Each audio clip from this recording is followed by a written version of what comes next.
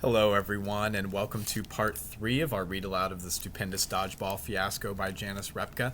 And when we left off in part 2, Philip had started school at Hardingtown Middle School as a 6th grader, and his first day, well, it just didn't go well.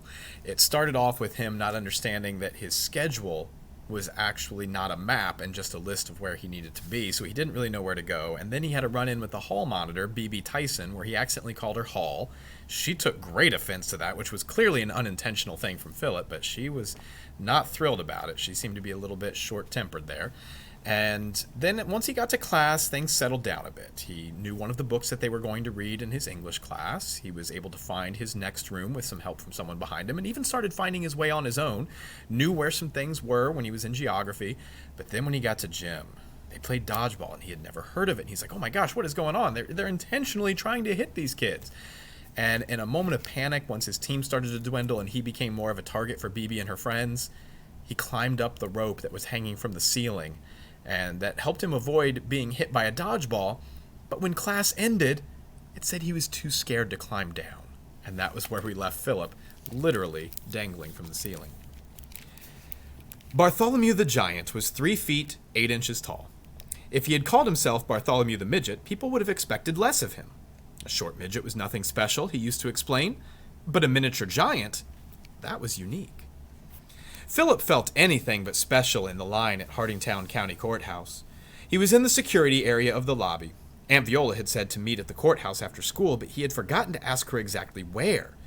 He didn't know if he would be able to find her. In front of him was a row of dark suits shuffling toward a metal detector. The guard stopped a man with a buzzing belt buckle. "You can hide a pocket knife behind a belt buckle," Philip heard the guard explain in a serious voice as the man was made to remove the belt. The beltless man went through the detector. Did Philip have anything metal on? He wasn't sure. A female construction worker in steel-toed boots was the next to make the thing sing. The guard tapped on her shoes and heard the ping of the steel-toed tips. "You could hide a bullet in a boot," the guard said solemnly as the woman was made to remove them. Philip stayed close to the man in front of him. The man removed his pocket change and keys. He placed them in a plastic box on a table. They entered the detector together. It went off. The man hopped out, leaving Philip standing there behind him. "Oh, hello, Philip," the guard said. "How was your day at school?" "Aunt Viola?" said Philip, surprised to see her in a courthouse guard uniform. She wore a crisp white shirt with a shoulder patch that said Hardingtown County Sheriff's Department. Her black leather security belt held a walkie-talkie, a keychain, a leather pouch, a nightstick, and a half a dozen other scary-looking things. "You, over here," Aunt Viola said gravely to the man in front of Philip. She swept a handheld device over him. "You could hide a razor blade behind your calf," she explained in earnest. "Yes, ma'am," the man said, stepping aside. "And you," she said to Philip, "you need to go around the metal detector, not through it." "Okay," Philip said, backing out and going around. "Those darn things are loaded with radiation poisoning. Every time you pass through, you lose brain cells, understand?" I guess," Philip said. He knew from his science studies that that wasn't true, but he wanted to be polite. "Do you want your fingers to turn black?" "No." "Do you want your toes to fall off?" "No," he answered again. "Well, then go on, then. Up to the snack bar and wait for me there." She held out a crisp dollar bill. Philip took the money and looked down the hallway for the snack bar sign. "Next one through," he heard Aunt Viola say. A man in a blue suit stood still as a statue, staring at the ominous frame of the metal detector. "Come on, let's go," Viola said impatiently. "What are you afraid of?" Philip headed to the snack bar for his after-school snack. It was a dingy little place with a dozen tables balanced on uneven legs and a long counter which a young woman was wiping with a rag. Hanging behind her was a menu with prices. For $1, Philip could get a small bowl of soup, a grilled cheese sandwich, or something called the Dodgeball Burger. The woman at the counter explained to Philip that the Dodgeball Burger was a meatball with tomato sauce on a hamburger roll. Philip chose a can of root beer from the cooler and a bag of chips. The man behind the cash register was broad-shouldered. His skin was as close to pitch black as Philip had ever seen. He had thick muscles bulging out of his shirt and slightly graying hair. He wore cool sunglasses, the kind that have mirrors for lenses, so that when you look at him, you're looking back at yourself. There was a tag pinned to his shirt that said, "My name is Sam," but after his hall monitor mistake, Philip wasn't about to take any chances. "Hello," the man said.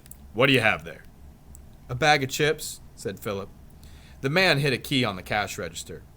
50 cents, the cash register said. Philip smiled.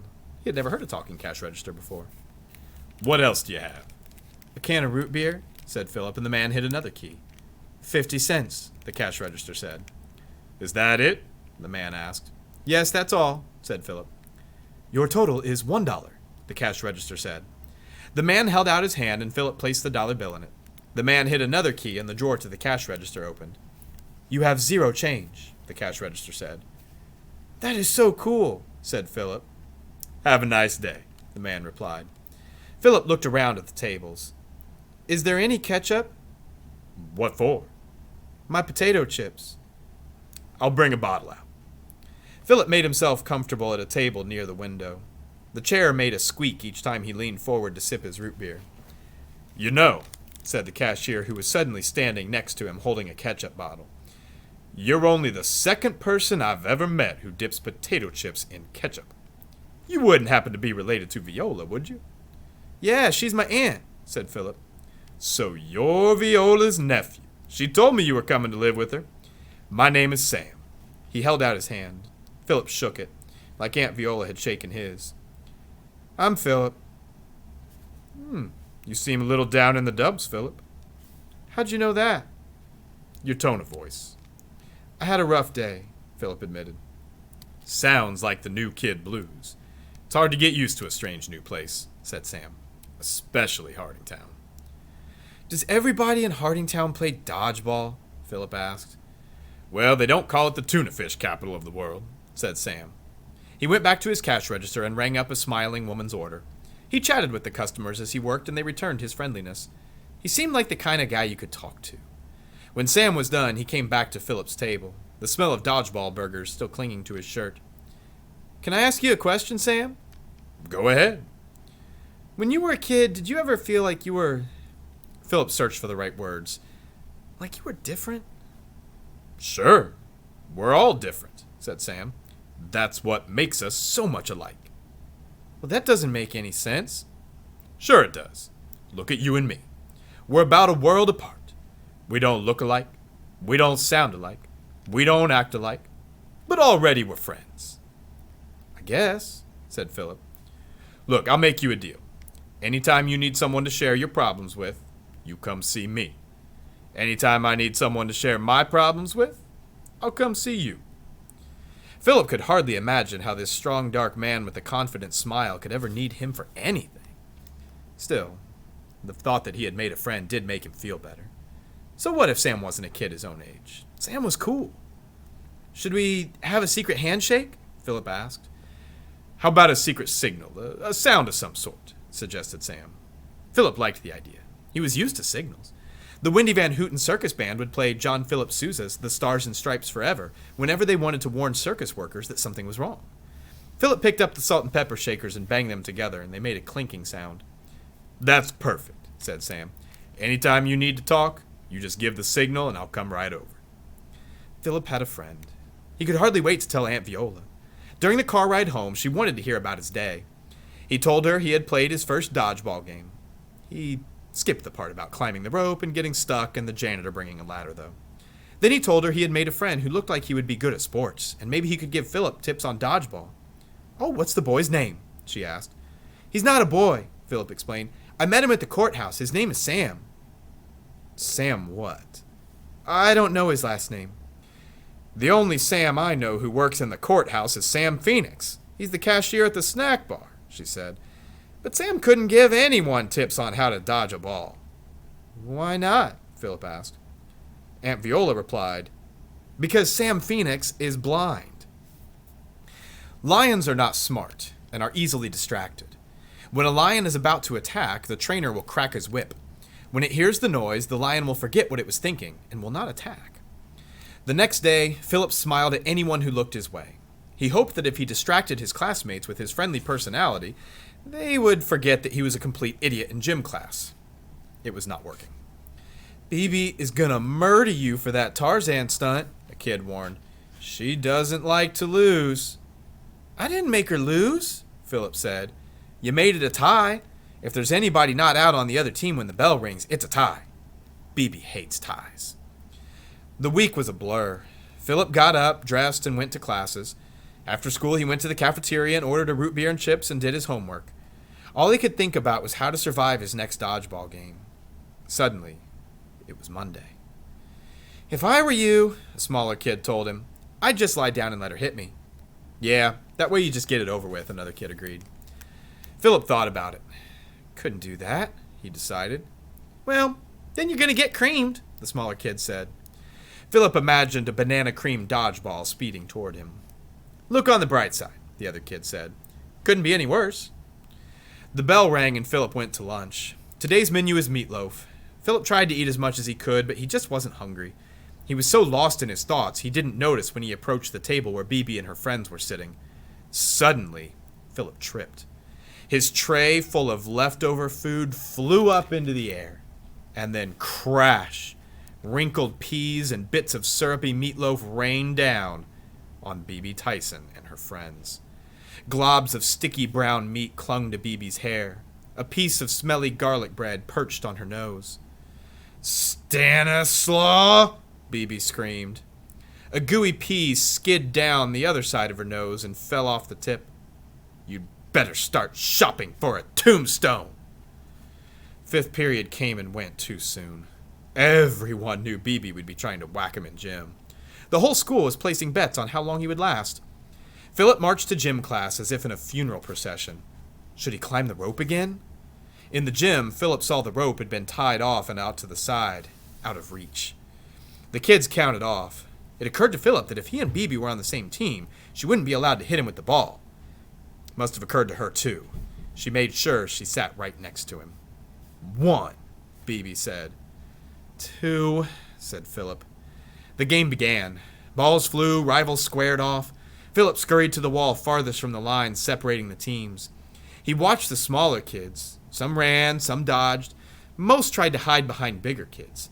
Philip scanned the gym for a good place to hide. That's when he saw Sean O'Malley. He was the fattest kid in school, big as an oak, with legs like tree trunks planted firmly into the floor. Why had nobody else thought to hide behind Sean? Philip all but disappeared behind him. "Bibi'll never find me now," Philip thought. A dodgeball zipped across the room and beaned a kid in the gut. He skid across the floor on his backside. Sean held his belly and laughed. Over Sean's lowered shoulder, Philip spotted Bibi rearing back with the ball. Sean didn't even see it coming. The hard orb blasted his left shoulder and knocked Sean off balance. It happened as if in slow motion.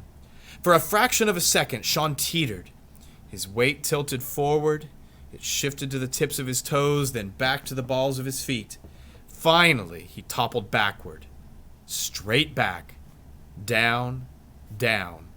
All 205 pounds of him. Luckily for Sean, Philip was between him and the cold, hard floor. Not so lucky for Philip, who stuck his hand out to break his fall. He heard himself scream as his wrist twisted backward. An hour later, Philip was in the school nurse's office waiting for Uncle Felix. The ice on his wrist made him shiver. It was almost worse than the throbbing pain. He wanted to complain, but Coach was standing there and would call him a wuss. Coach had already lectured him on why not to hide behind a fat kid with poor equilibrium during dodgeball. "Oh, got here as fast as I could," said Uncle Felix as he entered the room.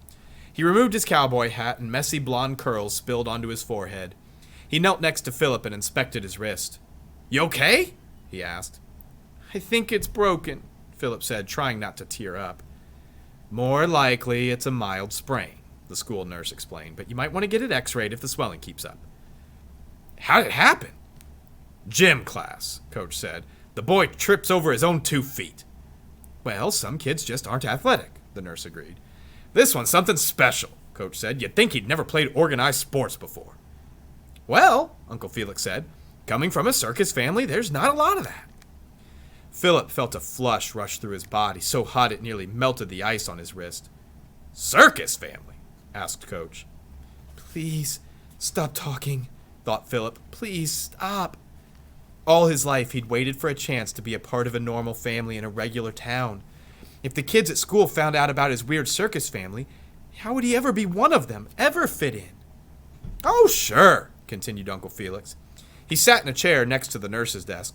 Philip comes from a diverse line of circus performers. The Stupendous Stanislaus, they're called. Oh, isn't that cute? Did you ever do any circus stunts? The nurse asked Philip.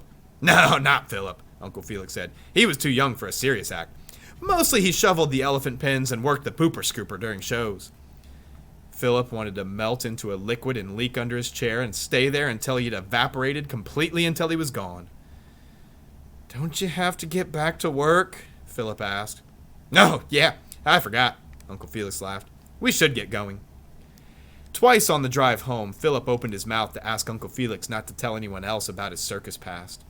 But his uncle was talking about his younger days as the mascot for the Hardingtown Hedgehogs and never paused long enough to let him get in a word. Oh, I had this great stuffed dodgeball costume, Uncle Felix said. With this hedgehog hanging off the front, I'd run around in front of the stands during the halftime show pretending I was getting thrown, you know? The crowd loved me. He talked about flirting with Aunt Viola at dodgeball matches where she was the official team scorekeeper. Even back then, she was a no-nonsense gal. But I could make her smile. Uncle Felix talked, and talked, and talked. Philip was polite and listened, but in fact he could hardly breathe. Breathe in, breathe out, Mario the stilt walker would tell Philip when he became nervous. Philip remembered how the children in the stands during the circus used to look at his family, gawking at his mom and laughing at his dad. You have to be like everyone else to fit in, Philip thought. I can't let them know I'm a circus freak. Please, Philip blurted out, don't tell people I was raised in the circus. Why would I do that? Uncle Felix asked. You just did. You told Coach. Oh, sorry, Uncle Felix said. I didn't know it was a secret. Philip was glad he'd spoken up. He felt his lungs relaxing. Nothing wrong with having a little secret, Uncle Felix continued, giving Philip a wink. Got plenty of my own. As I always say, what Viola doesn't know won't hurt me. Philip took off the ice pack from his wrist and set it aside. Set your mind at ease, little nephew. I'm an expert at keeping secrets. Nothing like Coach. Why, when we were growing up together, we used to call him Blabbermouth Tyson. He could spread a rumor faster than a hedgehog on a highway. Philip grabbed the ice pack and put it back on his head, where a giant headache was beginning to form. Maybe it would be better not to share his worries with Uncle Felix. But he had a bigger problem to deal with now. How could he stop Coach from blabbing? Tigers don't wear circus costumes. Horses, camels, monkeys, even elephants can all be outfitted, no matter how ridiculously, to suit the performer's fancy. But you cannot force a big cat into a tutu. Coach reminded Philip of a tiger. Strong, brave, and probably didn't like other people telling him what to do. Still, Philip knew he would have to convince Coach to keep his circus life a secret. Philip's alarm clock went off at 5:30 a.m. He would get to school early when the teachers started showing up for work. Then he could find Coach and explain. Surely Coach would understand. There'd be no end to the teasing he would have to endure if his schoolmates found out he was an elephant poop shoveler. He'd be different. They would never accept him. Philip located the teacher's parking lot. He stood next to a dogwood tree near the sidewalk leading to the back door. The first teacher to arrive was Peter Periwinkle, the home economics teacher. He was a painfully skinny man who glided rather than walked. He typically carried fully loaded tote bags in his hands.